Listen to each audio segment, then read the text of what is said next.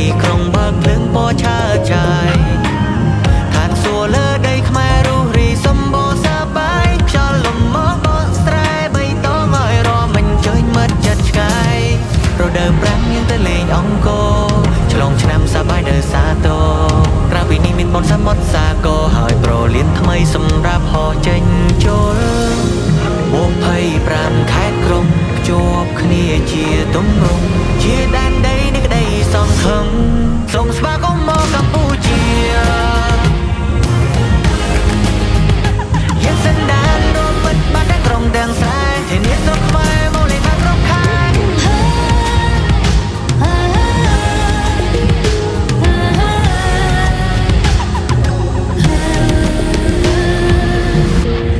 Ladies and gentlemen, welcome to Cambodia. ឈានជើងប៉ះផ្ទាល់ដីសវណ្ណសូមស្វាគមន៍ក្រុមជៀនសាំងព្រោះតែនាងគឺជាភ្ញៀវសំខាន់ពួកយើងធ្វើដំណើរមកឆ្ងាយ